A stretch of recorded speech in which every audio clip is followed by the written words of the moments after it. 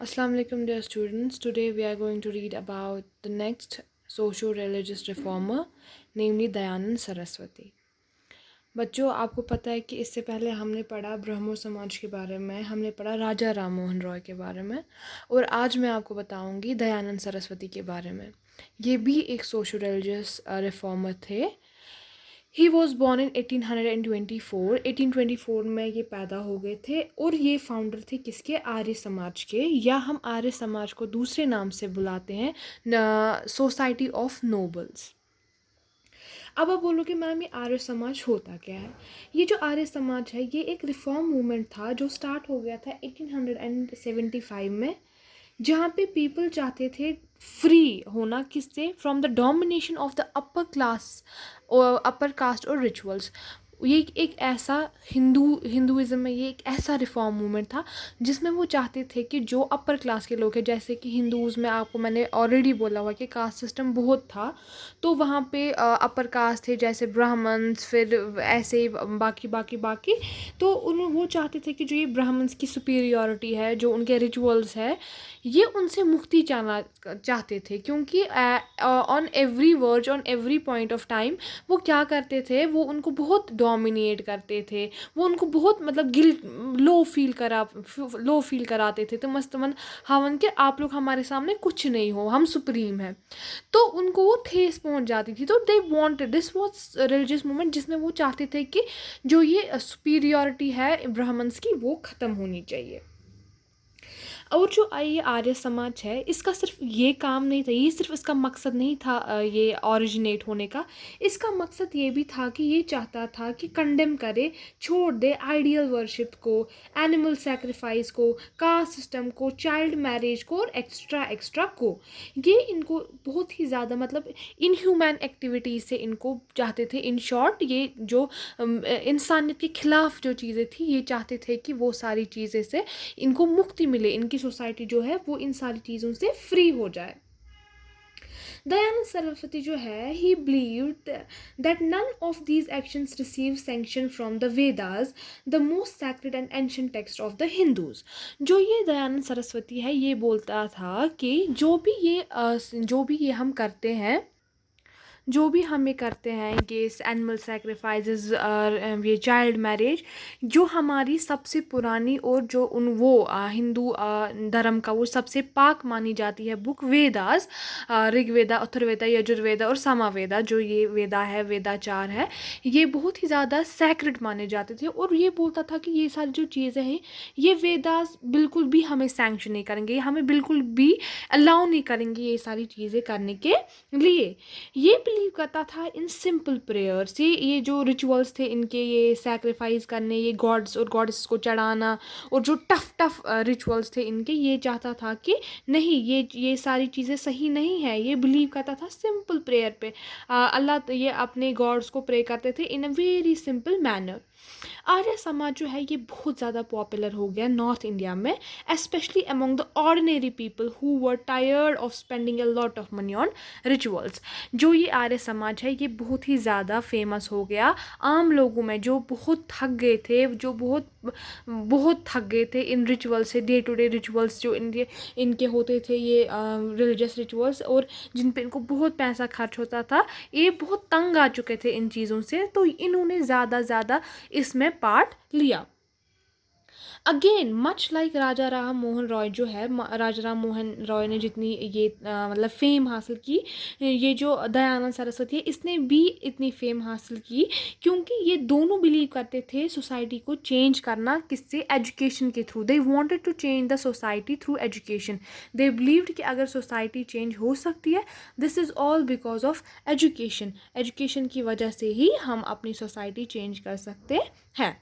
फिर जब जो इसके दयानंद सरस्वती के जो आधे फॉलोअर्स थे, जो इनको फॉलो करते थे, जो इनके इस आर्य समाज को फॉलो करते थे, तो फिर उन्होंने एक स्कूल फाउंड किया दयानंद एंग्लो वैदिक के नाम से ऑल ओवर नॉर्थ इंडिया में.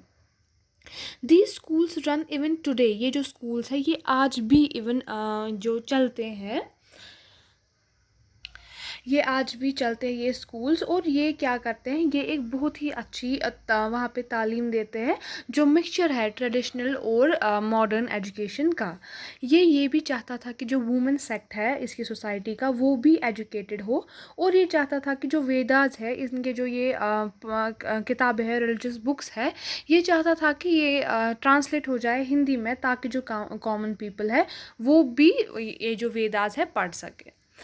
Now coming to the second social religious reformers, namely Pandita Ramabai. जो ये पंडिता रामाबाई है, she too was a socio religious reformer, जिसने कि एक बहुत ही इम्पोर्टेंट रोल प्ले किया ड्यूरिंग द फ्रीडम स्ट्रगल, और इसका जो काम है वो आज भी सराहा जाता है। पंडिता रामाबाई जो है, शी वॉज बॉर्न इन 1858, ये 1858 में पैदा हुई थी। She was a poet and A fighter for women's right. ये क्या थी, ये एक पोइट थी, ये एक लेखक थी, और ये वुमेन राइट की जो है ये उसके वुमेन राइट्स के खिलाफ भी लड़ती थी। अगर कहीं पे वुमेंस को राइट नहीं दिया जाता था, दे वर डिप्राइव्ड ऑफ देयर राइट्स, तो ये क्या करती थी काम, ये उनके हक के लिए लड़ती थी। ये एक स्कॉलर थी उस ज़माने की जब womens were not encourage to study, जब वुमेंस को स्टडी करने नहीं दिया जाता था। ये तब के ज़माने की क्या है, स्कॉलर है।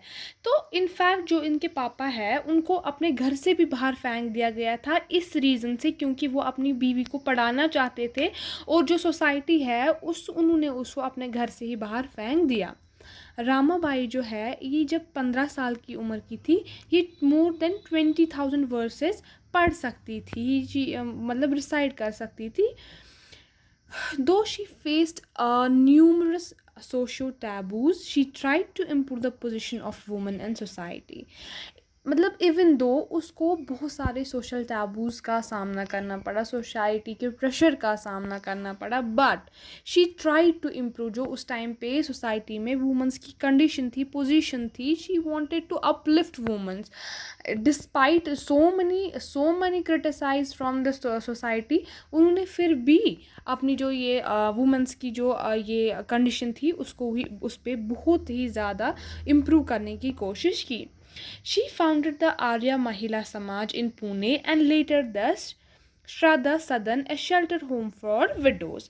तो उन्होंने क्या किया, पुणे में उन्होंने एक आर्य महिला समाज किया, उन्होंने उन्होंने फाउंड किया, उन्होंने बनाया वो, और उसके बाद उन्होंने श्रद्धा सदन एक विडोज़ के लिए एक होम शेल्टर उन्होंने बनाई, उनके लिए बनाई। ये किसने बनाई थी, पंडिता रामाबाई ने। वो काम करती थी गरीब वुमेंस और जो बेवा होती थी, जिनके पति मर चुके थे, उनके लिए वो बहुत ही काम करती थी। As he felt that they were neglected by the society, क्योंकि उनको लगता था कि जो ये बेचारी औरतें, इनको सोसाइटी मतलब बहुत ही निगलेक्ट करती है, ये इनको खा जाएंगी। फॉर दैट पर्पज़ इन्होंने बहुत ही ज़्यादा उनके लिए काम किया, उनकी हेल्प की। She helped find jobs for window so that they would not be dependent on their families. आपको पता ही था कि जब एक औरत विडो होती थी तो पहले सती था, जब वो बैन हो गया, जब उस पर बैन लगाई गई सती के बाद, उसके बाद आपको पता ही था कि अगर वो उसको मार नहीं सकते थे तो उनका जो लाइफ था वो बहुत हेल हो गई थी।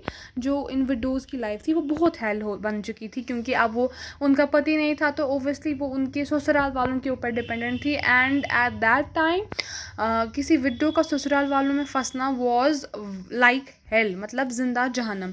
सो वो इसने क्या काम किया, ये विडोज़ को जॉब हासिल करने में हेल्प करती थी ताकि वो अपने ससुराल वालों पे डिपेंडेंट ना रहे। और उसने क्या काम किया, उसने स्कूल, गर्ल्स के लिए स्कूल स्टार्ट किया और उनको इंस्पायर किया एजुकेट करने के लिए। She wrote a number of books in Marathi and Hindi. उसने बहुत सारी बुक्स लिखी, किस में, मराठी और हिंदी में।